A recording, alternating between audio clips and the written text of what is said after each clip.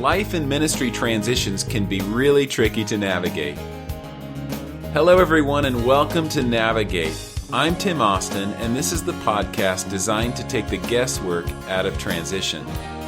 Whether you have a transition looming in your future or you're trying to make sense out of a past or current transition, this show's for you. In each episode, we'll introduce strategies and tools that individuals and teams can use to effectively navigate seasons of change. At Navigate, it's all about leveraging the challenges of change for optimal growth. Now, I do want to say something about the length of episodes on this podcast. What can you expect? First, when we have a guest on the show, you can expect the episodes to be around 30 minutes or so, give or take a few minutes. When I do a solo episode, expect a bit more of a bullet point format.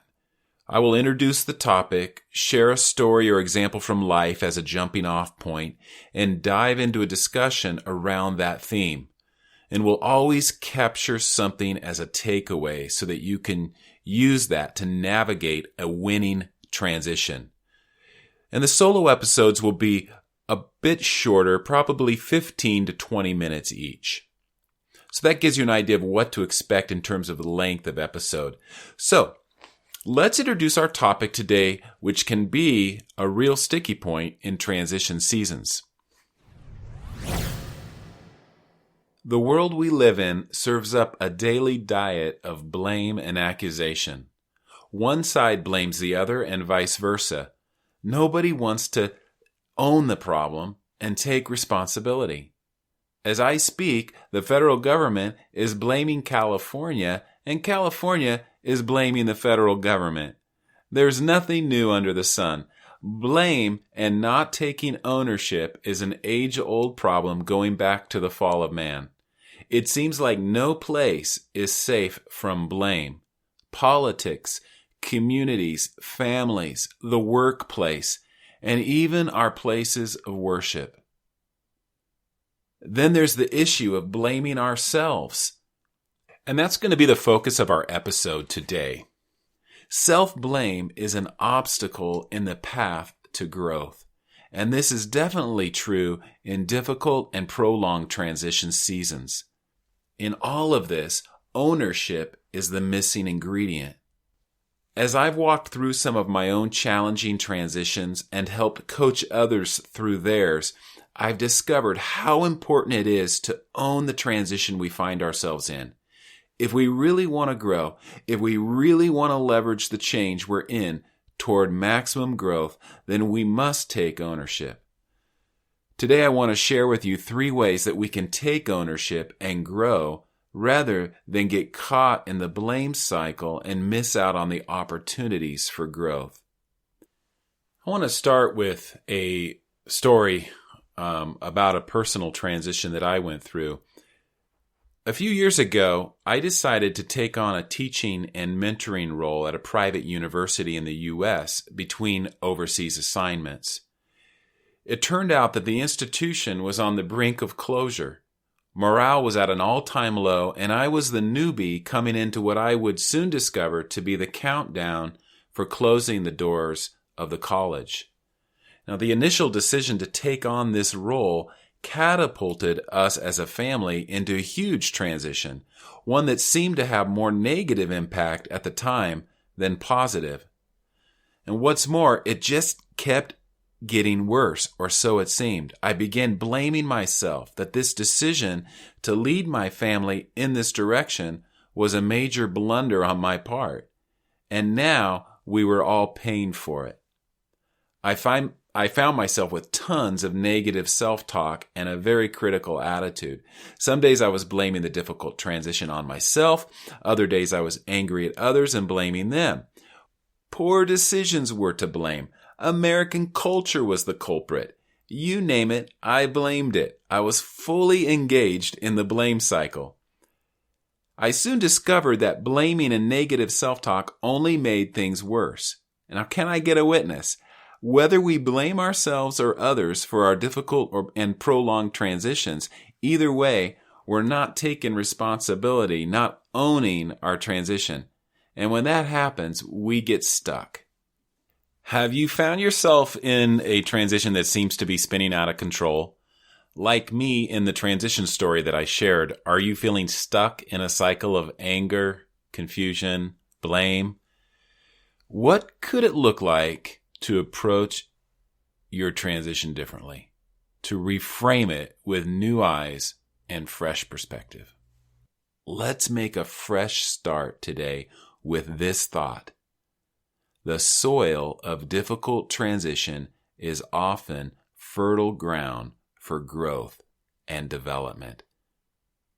Now let's personalize that. The soil of difficult transition is fertile ground for my growth and development. Think about that statement. Do you believe it? Do you own it? I want to share with you 3 ways to defeat the cycle of blame and maximize your growth potential through hard transitions. Here they are. Number 1, go for a long-term perspective. Now, from my faith orientation, long-term reaches into eternity. What if this season is preparation ground for the next? Is what you're experiencing somehow tied to a yet unseen, bigger picture? Prolonged transitions can be really hard, but they are never without purpose, even when our poor choices have added to the confusion. Focusing long-term can help us gain clarity and break free from hopeless thoughts and attitudes. Now, here's some things you can do to cultivate a long-term perspective. And these have worked for me in the past. Dream. Envision an ideal future that can anchor you in hope and keep you encouraged. Do some dreaming. Sit down with your spouse and do some dreaming. Sit down with your team, your colleagues, and do some dreaming. It's a way to get the big picture, to picture something bigger than yourself.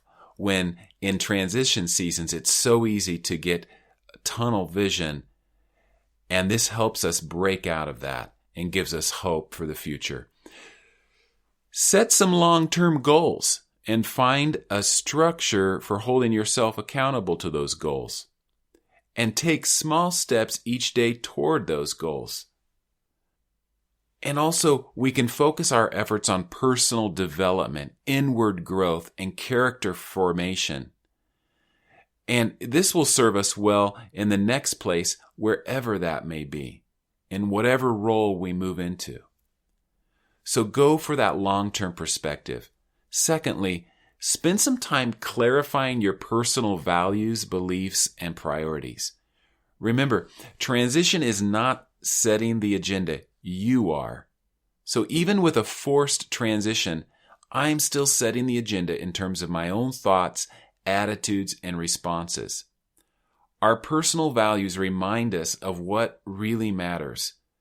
Faith, family, friendships, the ways that we rest and recharge and renew, all these things can serve as anchors to help ground ourselves and bring joy in the moment when we're tempted to focus only on the complexities of the transition and really forget what really matters. So spend some time clarifying your personal values, beliefs, and priorities. Answer the question, what really matters most to me in this transition and why? Thirdly, process. Seek out someone who has walked ahead of you through transition seasons and can be a sounding board. Get a coach, get a counselor to process your hard transition with. Tell your story. Worries and concerns which are brought into the light have much less chance of dragging us into the dark side of blame and confusion. Chances are we're not the only ones trying to navigate a confusing transition. And when I finally began to understand this fact, I started approaching my relationships differently. Rather than avoiding people and conversations, I started pursuing them. And you can do the same by turning your transition into a series of growth-enabling conversations, life-giving conversations. It's time to break out of the blame cycle and leverage transition for optimal discovery and growth. So let's review these 3 ways we can own our transition. 3 ways we can defeat the cycle of blame and maximize the growth potential through hard transitions. Number 1, go for that long-term perspective. Number 2, spend some time clarifying your personal values, beliefs, and priorities.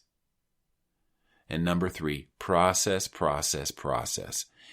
Break out of the blame cycle, leverage that transition, own your transition for optimal discovery and growth. Based on those 3 focus areas, what is one thing you will do to own your transition this week? As a coach, I'm passionate about helping you own the transition you're in and move forward with greater clarity. And you can move forward. You can be free from accusation, free from blame as you navigate this season of transition.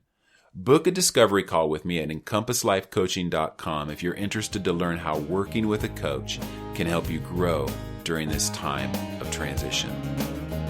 Thanks everyone for joining me for this episode of Navigate Podcast. I've been your host, Tim Austin. If this has been helpful to you, would you mind rating the podcast, writing a review, and sharing on social media? And of course, you can subscribe so that you're sure to get in on the next episode. I'll see you there.